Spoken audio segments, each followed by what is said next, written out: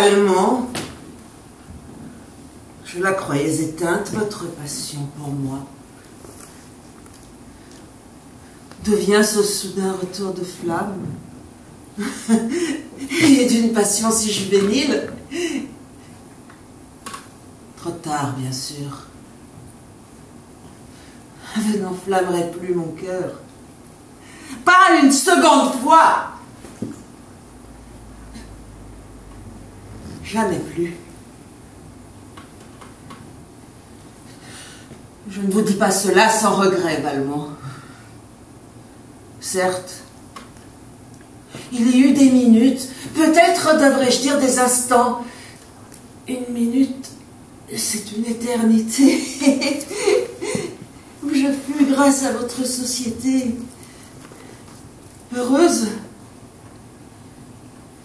C'est de moi que je parle, Valmont. Que sais-je de vos sentiments à vous? Et peut-être ferais-je mieux de parler des minutes où je suis vous utilisée, vous si remarquable dans la fréquentation de ma physiologie, pour éprouver quelque chose qui m'apparaît dans le souvenir comme un sentiment de bonheur.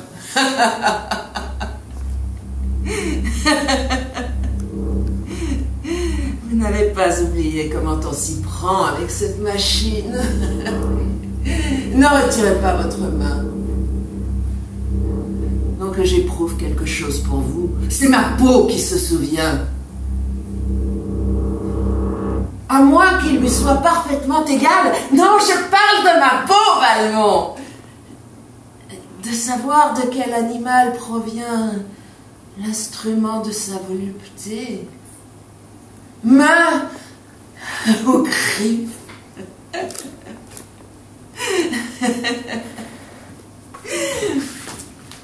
Quand je ferme les yeux, vous êtes beau, Valmont. Ou bossu, si je veux. Le privilège des aveugles. Ils ont en amour la meilleure part. La comédie des circonstances accessoires leur est épargnée. Ils voient ce qu'ils veulent. L'idéal serait aveugle et sourd-muet. L'amour des pierres. Vous ai-je effrayé, Valmont? Que vous êtes facile à décourager, je ne vous savais pas comme cela. La jante féminine vous a-t-elle infligé des blessures après moi?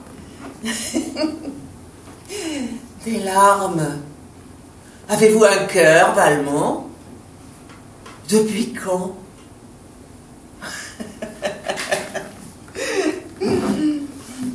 Votre virilité aurait-elle subi des dommages après moi? Votre haleine sent la solitude.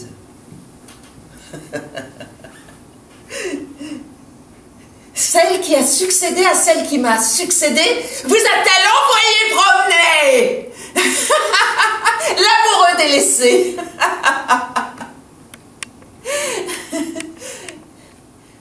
Non, ne retirez pas votre délicieuse proposition. J'achète de toute façon. Inutile de craindre les sentiments. Pourquoi vous haïrais-je? Je ne vous ai pas aimé. Frottons nos peaux l'une contre l'autre. Ah, l'esclavage des corps. Le tourment de vivre et de ne pas être Dieu. Avoir une conscience et pas de pouvoir sur la matière.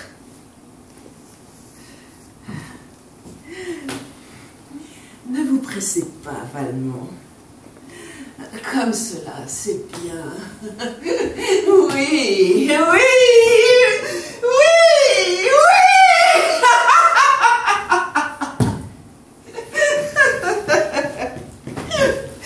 C'était bien joué, non? Que m'importe la jouissance de mon corps? Je ne suis pas une fille d'écurie. Mon cerveau travaille normalement. Je suis tout à fait froide, Valmont. Ma vie, ma mort, mon bien-aimé.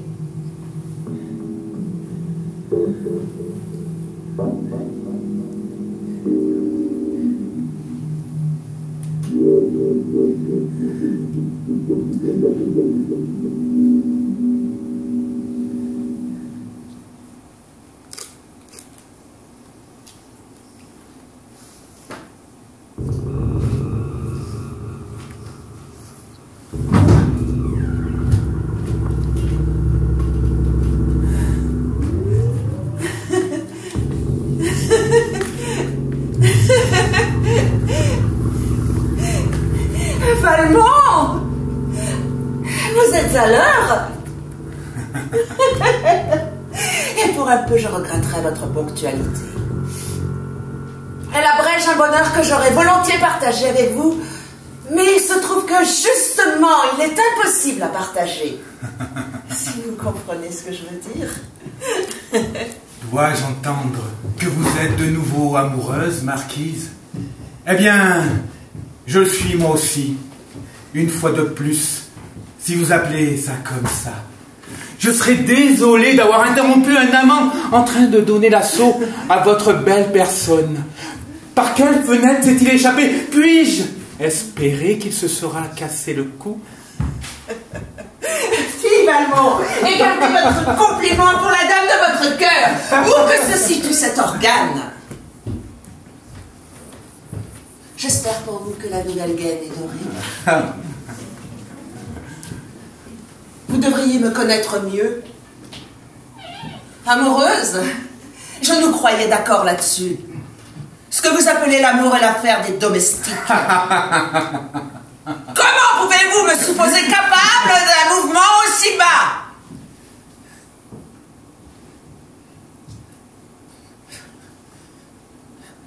Le bonheur suprême est le bonheur des animaux. Assez rare qu'il nous tombe du ciel.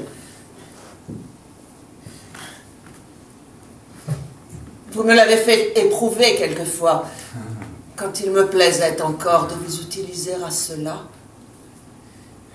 J'espère que vous ne repartiez pas les mains vides.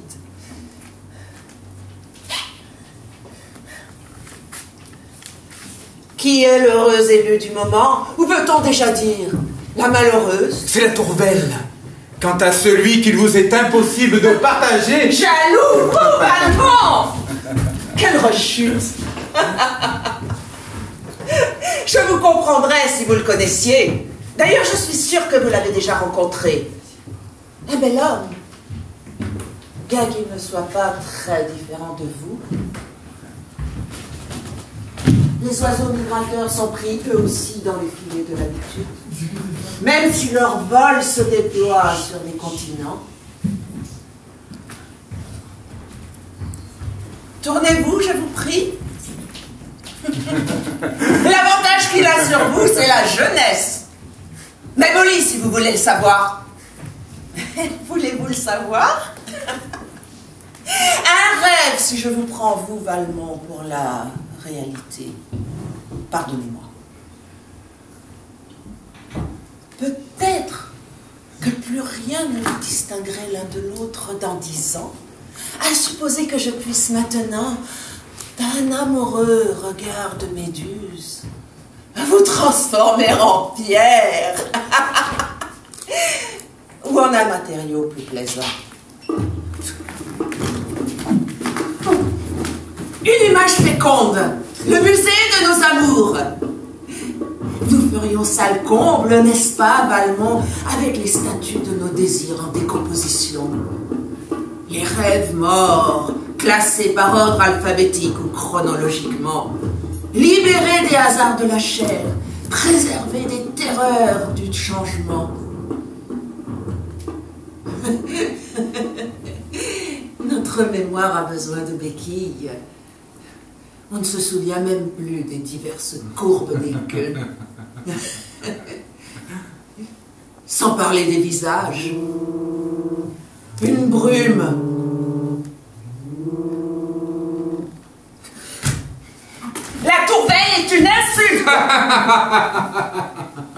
Je ne vous ai pas remis en liberté pour que vous grimpiez sur cette vache.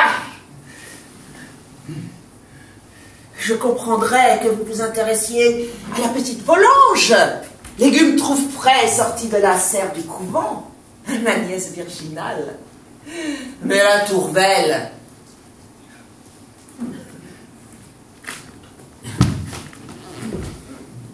Je l'avoue, c'est un sacré morceau de chair. Mais partagé avec un homme qui n'en démord pas, un mari fidèle, comme j'ai tout lieu de le craindre. Et cela depuis combien d'années? Que va-t-il vous rester, Valmont? Un résidu? Allez-vous vraiment tisonner ce triste rebut? Vous me faites pitié, Valmont. Si encore c'était une putain qui a pris son métier, la Méro, par exemple, je la partagerais avec 10 hommes. Mais la seule dame de la haute société qui soit assez perverse pour se complaire dans le mariage, une bigote aux genoux rougis par les prie-dieu, aux doigts enflés à force de se tordre les mains devant son confesseur. Ces mains-là n'agrippent pas d'appareil génital sans la bénédiction de l'Église. Je parie qu'elle rêve à l'Immaculée Conception quand son amoureux de mari veut bien condescendre sur elle, avec l'intention conjugale de lui faire un enfant une fois par an. Qu'est-ce que la dévastation d'un paysage comparée au gaspillage de jouissance que représente la fidélité d'un mari?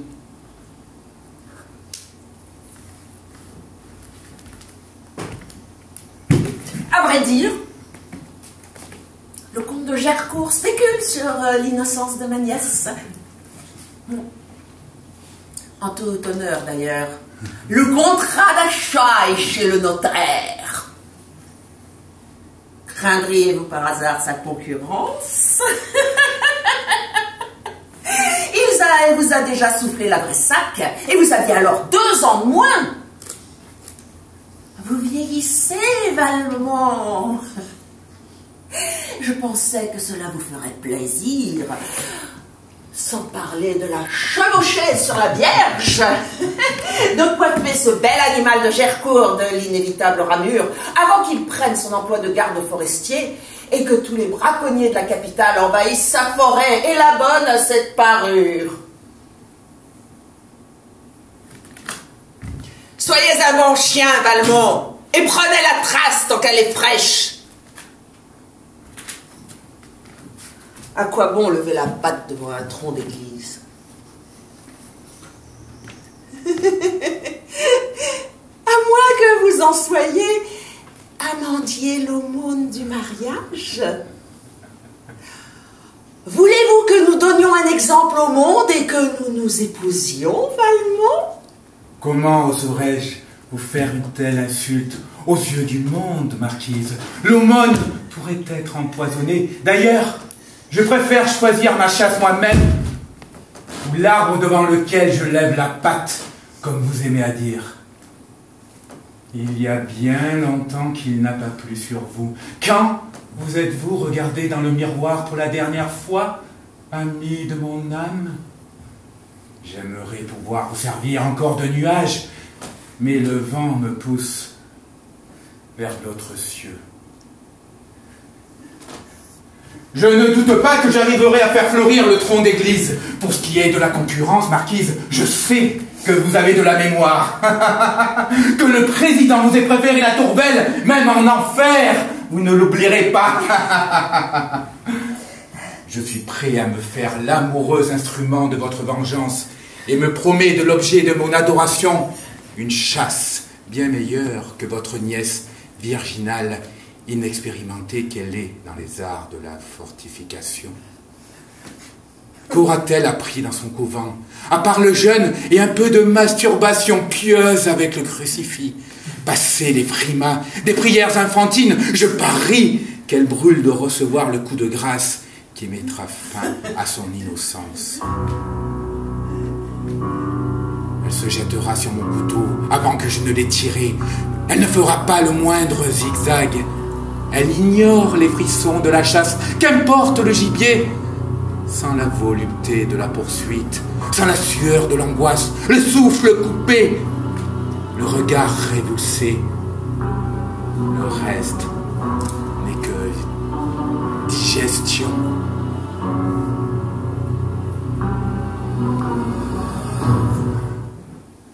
Mes meilleures feintes feront de moi un bouffon, comme le théâtre vide fait du comédien un bouffon. Il faudra que je m'applaudisse moi-même.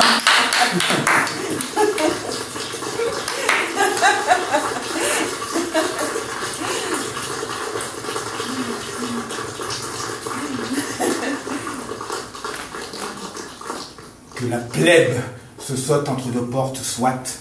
Son temps est précieux, il nous coûte de l'argent. Notre métier sublime à nous est de tuer le temps. Il faut nous y consacrer tout entier. Il y en a trop. Qui pourrait faire que s'arrêtent et se dressent les horloges du monde, l'éternité comme érection perpétuelle? Le temps est la faille de la création. Toute l'humanité y a sa place. L'Église a comblé cette faille avec Dieu, à l'intention de la plèbe. Nous savons qu'elle est noire et sans fond. Quand la plèbe s'en avisera, elle nous jettera dedans. Les horloges du monde.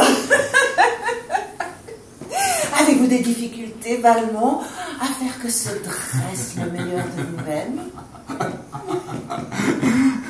Avec vous, Marquise, même s'il me faut avouer que je commence à comprendre pourquoi la fidélité est le plus sauvage des dérèglements.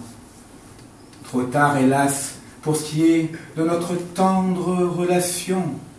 Mais je me propose de m'abandonner un peu à cette nouvelle expérience. Je hais les choses passées, les changements les accumulent. Considérez la croissance de nos ongles. Nous continuons à germer dans notre cercueil. Et imaginez qu'il nous faille habiter avec les déchets de nos années, des pyramides de saleté, jusqu'à ce que soit arraché le ruban de la ligne d'arrivée, ou dans les déjections de nos corps. Seule la mort est éternelle. La vie se répète jusqu'à ce que l'abîme soit béant. Le déluge, un défaut de canalisation. Pour ce qui est de l'amoureux mari, il est à l'étranger, en mission secrète. Peut-être réussira-t-il politique. Il est à faire éclater une nouvelle guerre. Excellent venin contre l'ennui de la dévastation. La vie va plus vite quand la mort devient un spectacle. La beauté du monde fait nos cœurs des entailles moins profondes.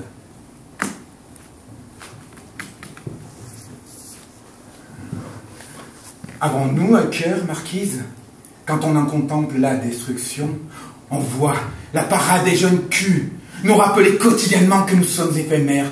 On ne peut pas tous les avoir, n'est-ce pas?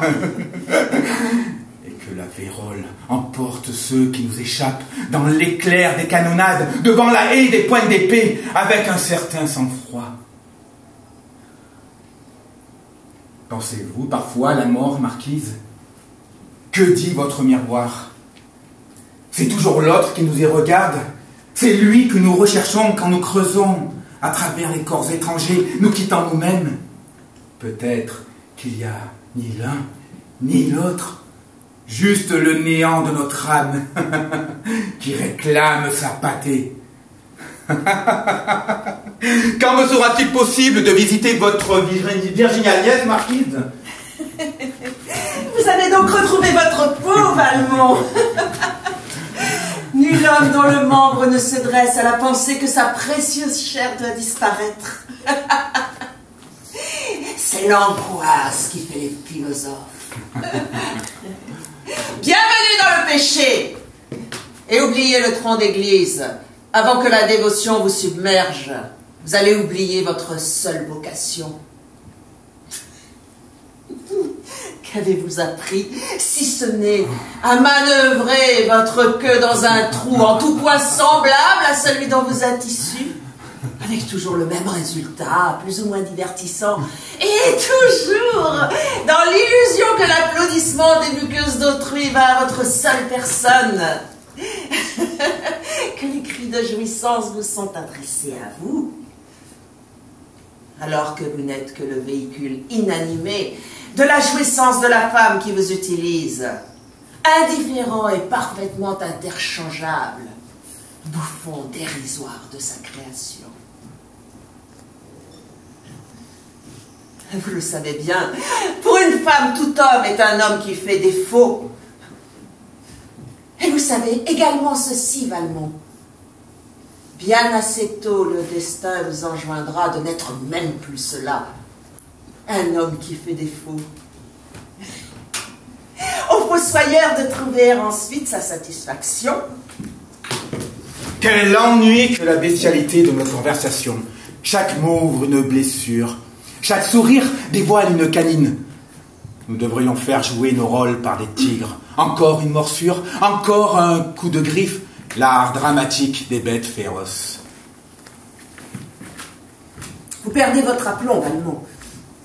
Vous devenez sensible. La vertu est une maladie infectieuse. Qu'est-ce que c'est notre âme? Un muscle ou une muqueuse?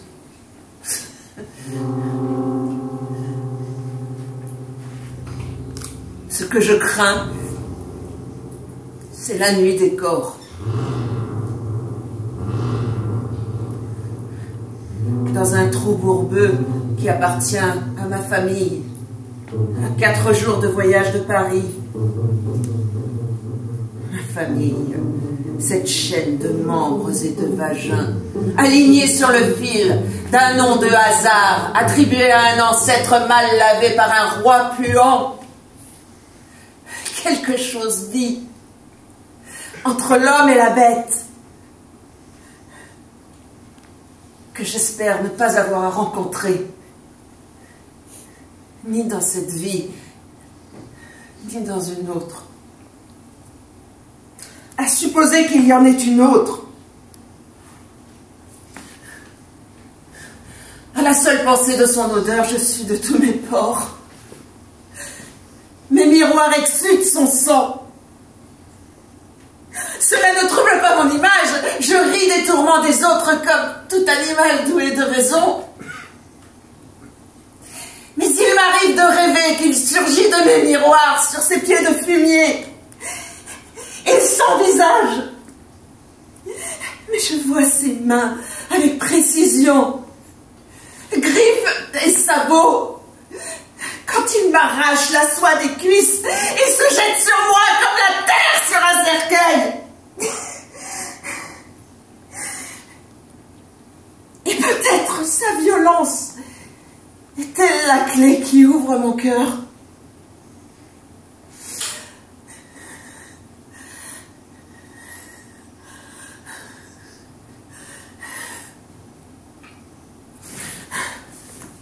Allez, Valmont, la Vierge, demain soir à l'opéra.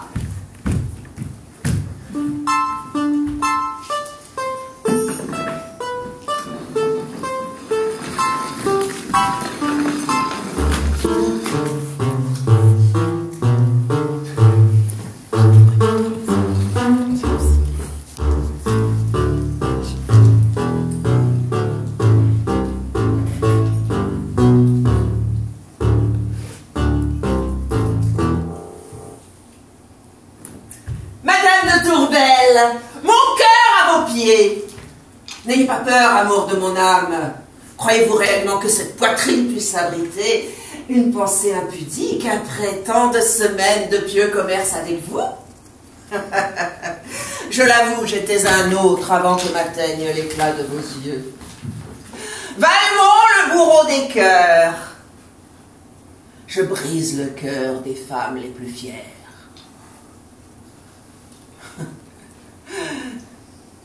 Je ne vous connaissais pas, madame. Quelle honte quand j'y pense. Dans quelle saleté ai-je pataugé. Quel art du déguisement. Quelle infamie. Des péchés aussi nombreux que les boutons de la scarlatine. La seule vue d'une belle femme, que dis-je, le derrière d'une vendeuse des halles. Et je me changeais en bête de proie. J'étais un abîme, madame. Avez-vous envie d'y jeter un coup d'œil, je veux dire dans ses profondeurs, Pardonnez-moi, du haut de votre vertu. Je vous vois rougir. Comment se fait-il que vous rougissiez, ma très chère? Cela vous va bien. Où votre imagination va-t-elle donc chercher les couleurs dont elle vous peint mes vices? Dans le sacrement du mariage, peut-être, dont je vous croyais cuirassé contre les violences terrestres de la séduction. Je serais tentée d'étaler devant vous le détail de mes péchés. Pour vous voir plus longtemps rouge de honte, cela vous va si bien. On en conclut en tout cas que vous avez du sang dans les veines. Du sang.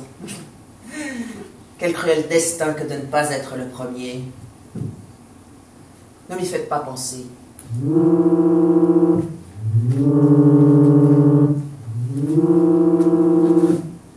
Même si vous vous ouvriez les veines pour moi, votre sang tout entier ne pourrait pas compenser ce mariage où un autre m'a précédé, et pour toujours.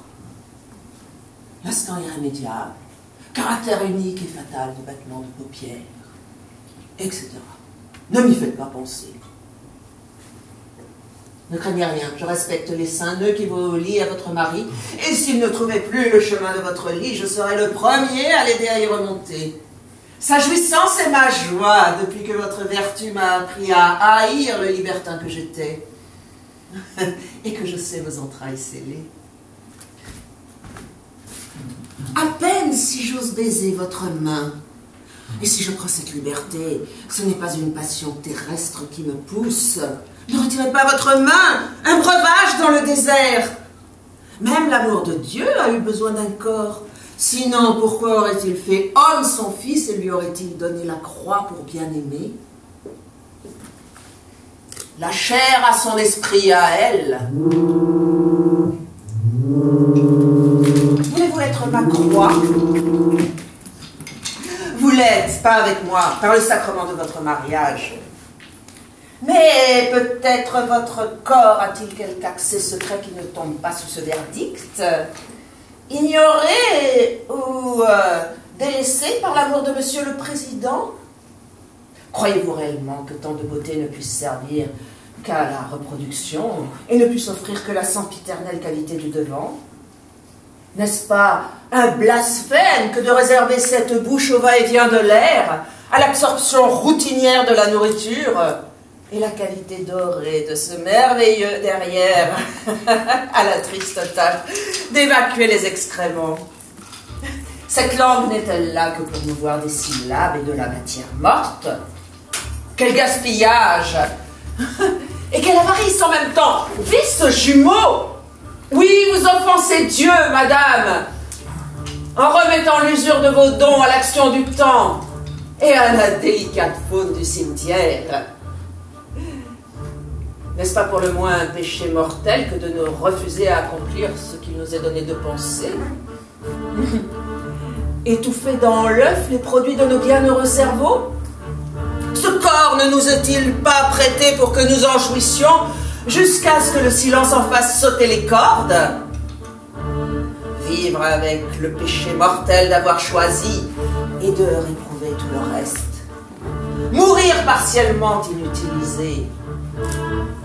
C'est le salut de votre âme éternelle, madame, qui me tient à cœur, chaque fois qu'il est fait outrage à votre corps, hélas, périssable. Vous en prendrez congé plus facilement quand il aura été utilisé de part en part. Le ciel est avare de matière, et l'enfer est exact. Il punit la paresse et l'abstinence. Son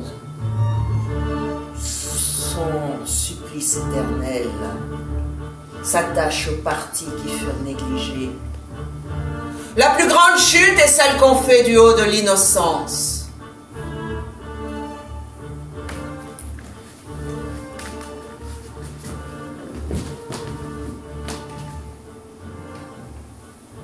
J'y songerai, mon cher Valmont. Je suis touché que vous vous préoccupiez du salut de mon âme et ne manquerez pas de faire savoir à mon mari que le ciel l'a désigné pour avoir l'usufruit de tous mes orifices. Non sans mentionner la source désintéressée d'où m'est venue cette révélation. Je vois que vous partagez ma joie à l'idée de ces voyages de reconnaissance dans le lit conjugal. Vous êtes un saint, Valmont.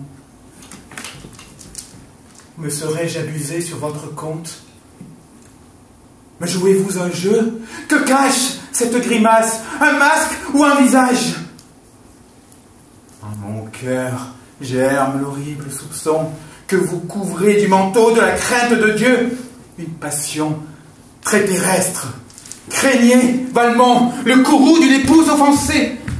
Craindre?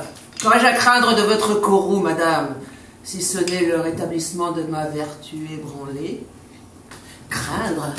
Que serait la conversion du pécheur sans le coup de poignard quotidien du désir, l'aiguillon du repentir, l'action bienfaisante du châtiment? Craindre?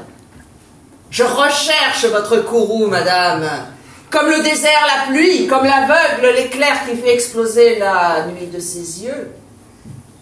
Ne refusez pas, ma chère qui me désobéit à moi-même, la punition de votre main. Chaque coup sera une caresse. Chaque entaille de vos ongles, un don du ciel. Chaque morsure, un mémorial.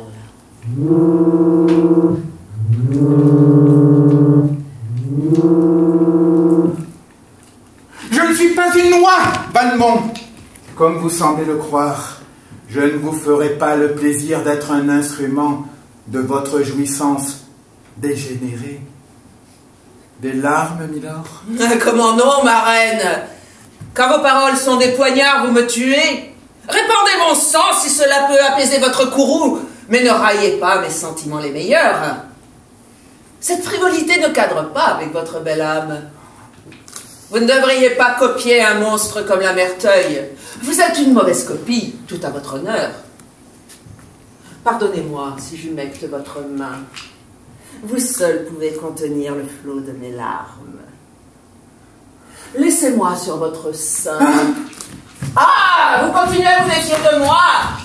Laissez-moi dissiper vos doutes. Mettez ma fermeté à l'épreuve. Dévoilez par exemple cette poitrine dont la cuirasse du costume ne parvient de toute façon pas à dissimuler la beauté. Que je sois foudroyée si j'ose seulement lever les yeux. Quant à ma main, qu'elle pourrisse. Tombez! Tombez, Valmont. Vous êtes foudroyé. Et retirez votre main, elle semble pourrie. Vous êtes atroce. Moi? D'ailleurs, je vais vous faire un aveu. Vous vous rendez coupable d'un homicide en refusant de partager votre lit conjugal. Ainsi, vous mourrez pour une bonne cause et nous nous retrouverons à la face de Dieu. Je ne suis pas versée dans la géographie du ciel. J'aurais peur de ne pas vous retrouver dans les champs des bienheureux, lesquels sont fort peuplés si l'on en croit l'Église. Mais je ne parle pas de moi, il s'agit du sang d'une vierge. La nièce du monstre, la petite Volange, elle me poursuit. Église, salon ou théâtre, du plus loin qu'elle m'aperçoit, elle dandine à l'assaut de mon cher faible son derrière virginal. Un réceptacle du mal, d'autant plus dangereux qu'il est bel et bien innocent. Un tout rose instrument de l'enfer. Une menace qui vient du néant en moi. Il croit et m'engloutit. Il lui faut sa victime quotidienne. Bientôt la tentation fondra sur moi et je serai le diable qui précipitera cet enfant dans la damnation. Si vous me prêtez la main, et mieux encore, si vous n'êtes pas l'ange qui me porte au-dessus de l'abîme sur les ailes de l'amour. Faites cela pour votre sœur sans défense, même si par crainte de la flamme qui me consume, vous restez à mon égard le cœur froid. Finalement, votre enjeu est moins grand que celui d'une vierge. Faut-il vous dire ce que le ciel en pense? L'enfer vous sera 3 fois reconnaissant si vous persistez à refuser de partager votre lit. Votre froideur, madame, précipite 3 âmes dans le feu éternel. Et qu'est-ce qu'un meurtre comparé au crime perpétré sur une âme?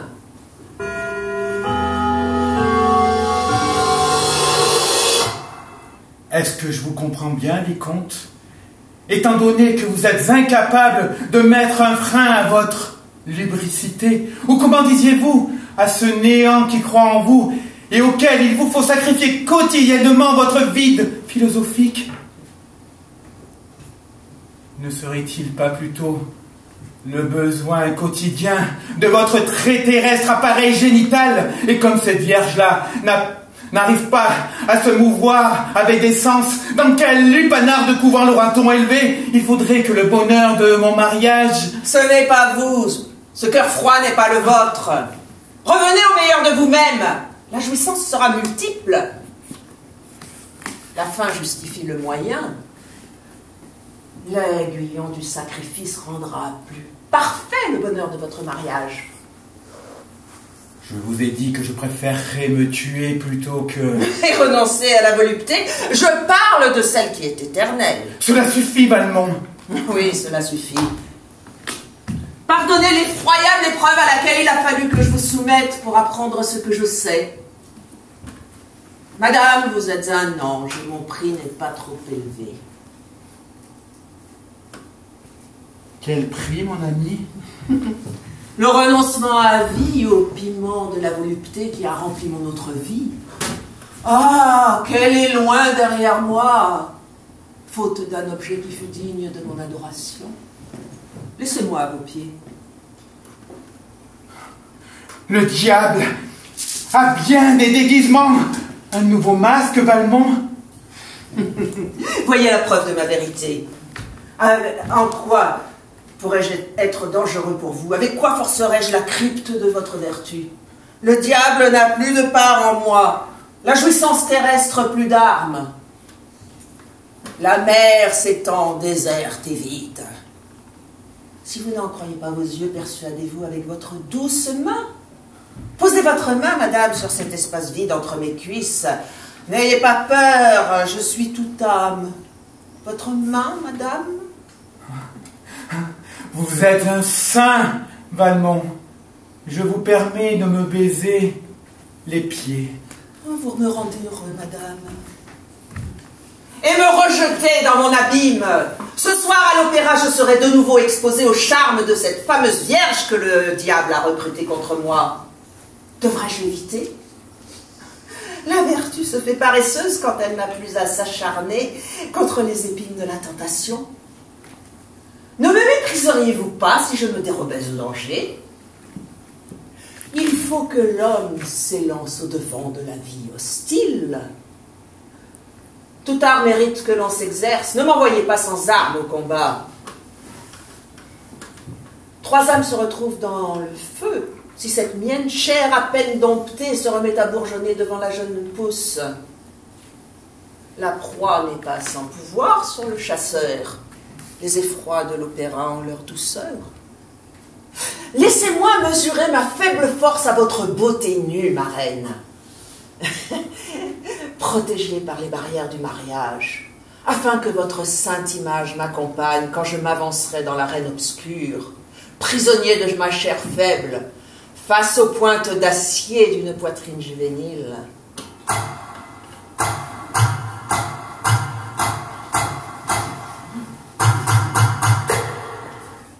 Je me demande si vous serez capable de résister à cette poitrine, vicomte.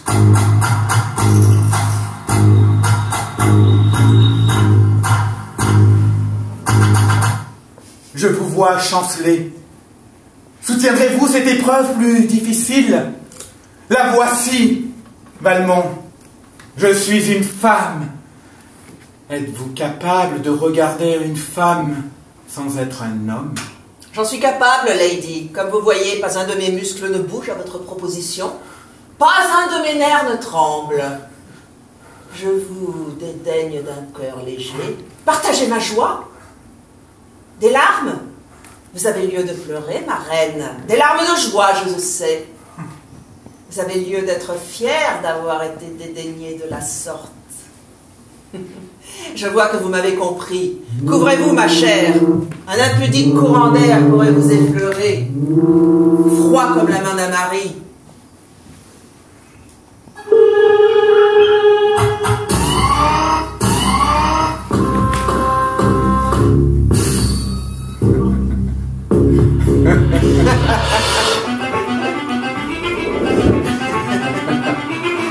Je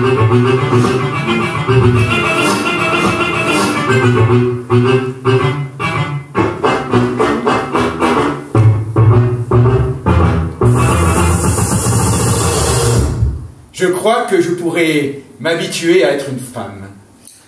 Je voudrais le pouvoir. Alors quoi? Continuons à jouer. Jouer, nous? Quoi? Continuons.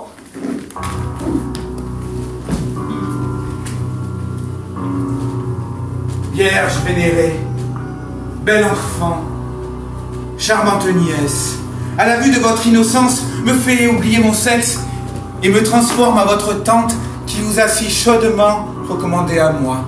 Quelle pensée édifiante! Je vais m'ennuyer à mourir sous sa triste figure. Je connais toutes les tâches de son âme, sans parler du reste.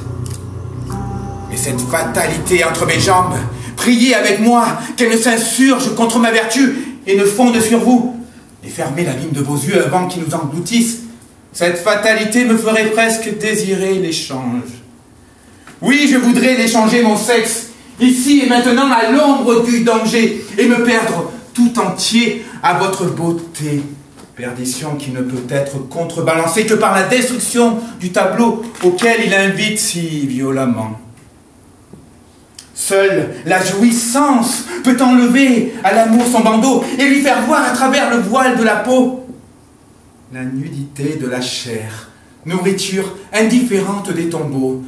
Dieu doit l'avoir voulu, non? Sinon pourquoi l'arme du visage qui crève la destruction, et l'âme ne peut pas s'échapper avant que la chair ait pourri? Mieux vaut vous en débarrasser tout de suite.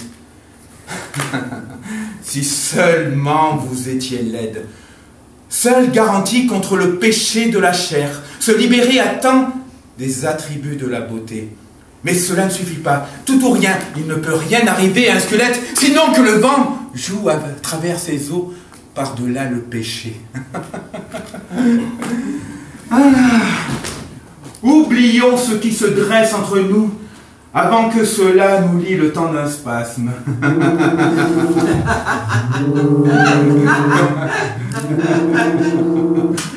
Suis-je bon, marquise? Nous sommes tous à nous débattre au bout du cordon ombilical.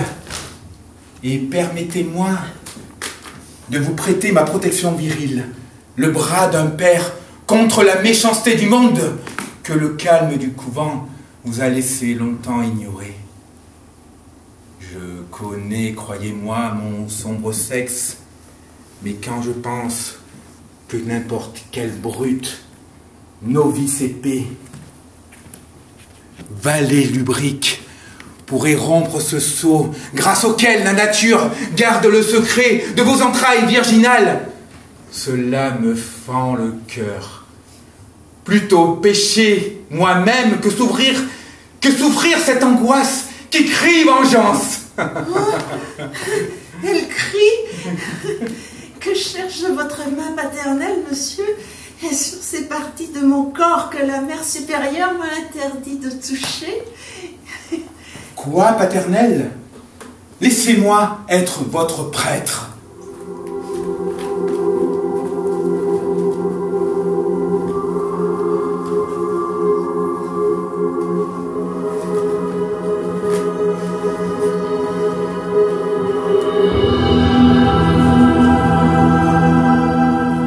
Car qui est plus paternel que le prêtre qui ouvre à tous les enfants de Dieu la porte du paradis?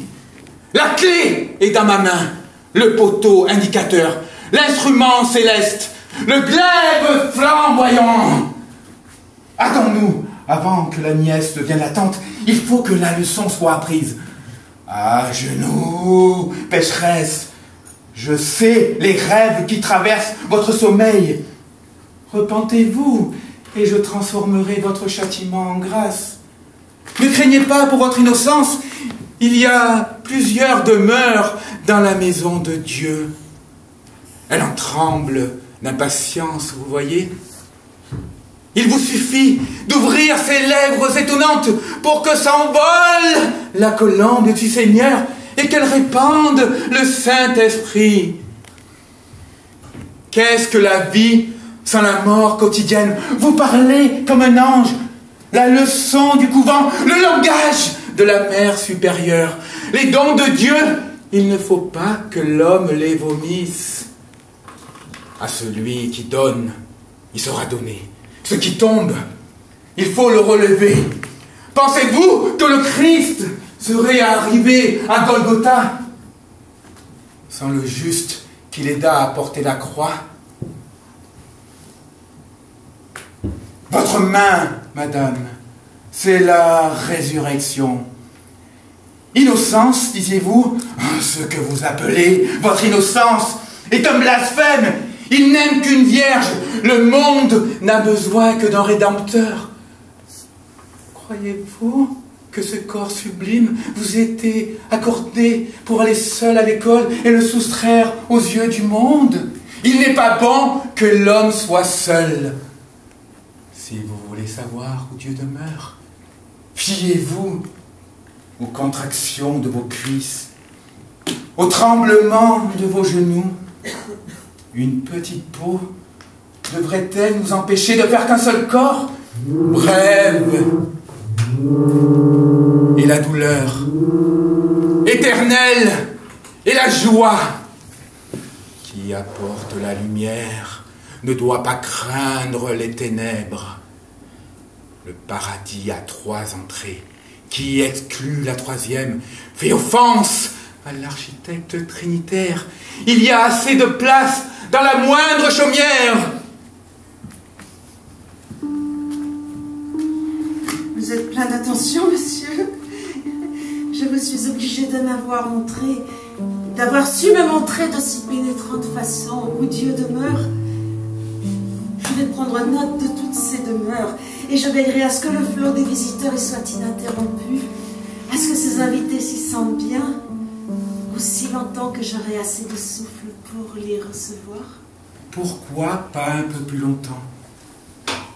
Le souffle ne doit pas être la condition de l'hospitalité, ni la mort un motif de divorce. Tel ou tel invité pourrait avoir des besoins particuliers. L'amour est aussi fort que la mort. Et laissez-moi vous faire encore quelque chose, mademoiselle, que je puis appeler madame à présent. La femme n'a finalement qu'un seul amant.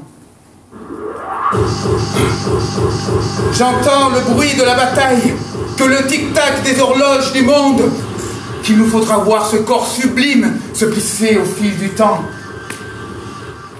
Cette bouche se dessécher, ses seins se flétrir, ses flancs se ratatiner sous la charrue du temps. Cela me perce si profondément le cœur que je veux en outre prendre le rôle du médecin et vous aider à naître à la vie éternelle. Je veux être l'accoucheur de votre mort, qui est notre avenir à tous. Je veux joindre mes mains aimantes autour de votre gorge. Comment sinon prier pour votre jeunesse, avec quelques chances de salut? Je veux libérer votre sang de la prison des veines, vos entrailles, de la contrainte du corps, les os, de l'étau de la chair. Comment sinon voir de mes yeux et saisir de mes bras ce que l'enveloppe éphémère soustrait à mon regard, à ma prise? L'ange qui demeure en vous, je veux le renvoyer à la solitude des étoiles.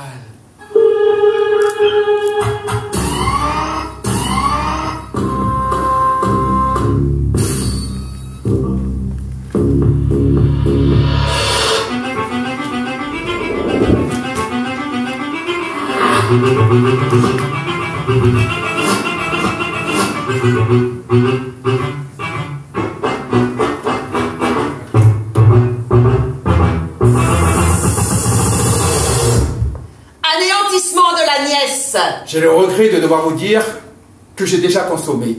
La présidente est tombée. L'épouse éternelle. Madame de Tourvel. Vous êtes une putain, Valmont. J'attends ma punition, ma reine. Mon amour pour la putain n'a-t-il pas mérité un châtiment? Oh, je suis une ordure. Je veux manger vos excréments. Ordure pour ordure, je veux que vous me crachiez dessus. Oh, je veux que vous lâchiez votre eau sur moi. Vos excréments. Oh, allons, prions Milady, que l'enfer ne nous sépare pas. Et maintenant, Valmont, nous allons laisser la présidente mourir de sa faute inutile. Passons au sacrifice de la dame.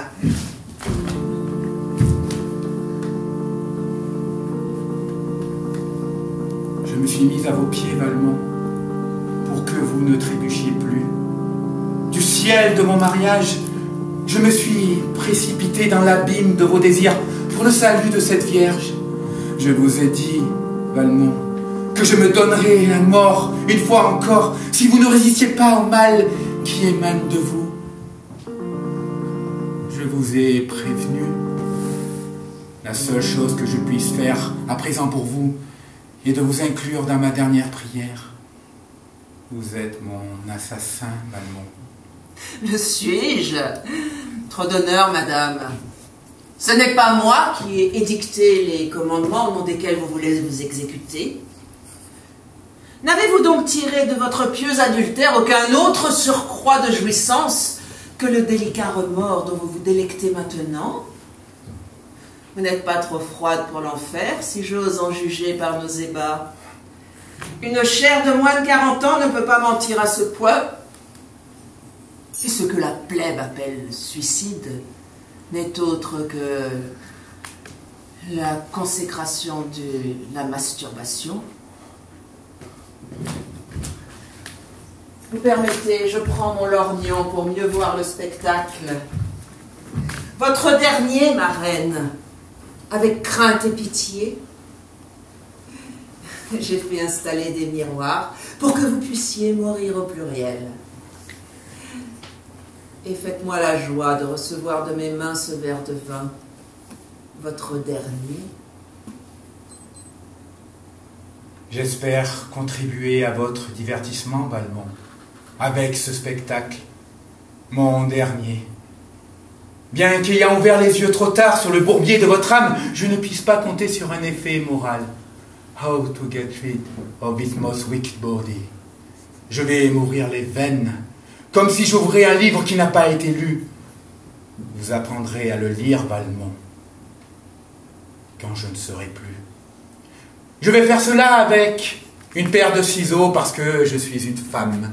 À chaque métier son humour. Vous allez pouvoir renouveler le maquillage de votre sale tête avec mon sang. Je vais chercher à travers ma chair le chemin qui mène à mon cœur que vous n'avez pas trouvé, Valmont. Parce que vous êtes un homme, parce que votre poitrine est vide et qu'en vous ne croit que le néant. Votre corps est le corps de votre mort, Valmont. Une femme a de multiples corps. Vous, si vous voulez voir du sang, il faut vous le tirer à vous-même ou les uns aux autres. Vous êtes jaloux du lait de nos seins, et cela fait de vous des bouchers. Si seulement vous pouviez enfanter. Je regrette, Valmont, qu'en raison d'un décret de la nature encore difficile à saisir, cette expérience doit vous rester inaccessible. Ce jardin défendu. Vous donneriez la meilleure part de vous-même si vous saviez ce qui vous échappe et si la nature vous donnait raison. Je vous ai aimé, mais je vais enfoncer une aiguille dans mes parties honteuses avant de me tuer pour m'en aller avec l'assurance que rien ne croit en moi de ce que vous y avez planté. Vous êtes un monstre, Valmont, et je vais en devenir un.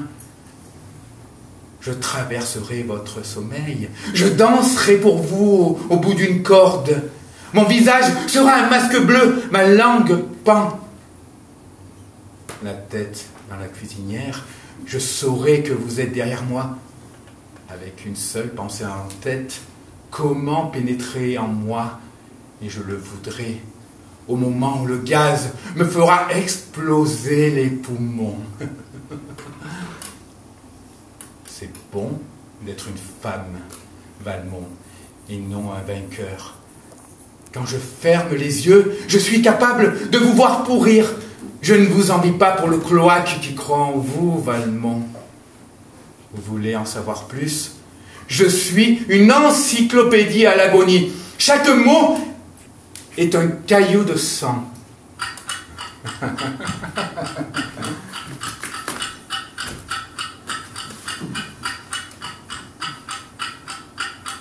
Vous n'avez pas besoin de me dire, marquise, que le vin est empoisonné. J'aimerais maintenant assister à votre mort, comme j'assiste à la mienne. Je me plais, d'ailleurs, à moi-même. La masturbation continue avec les vers.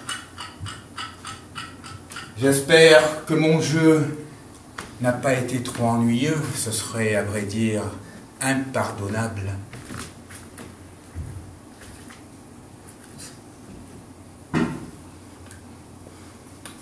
Mort d'une putain.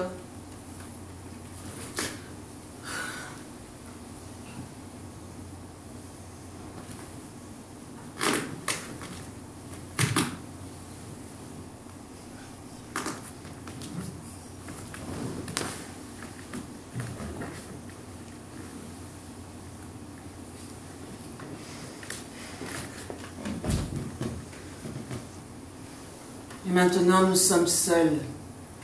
Cancer, mon amour,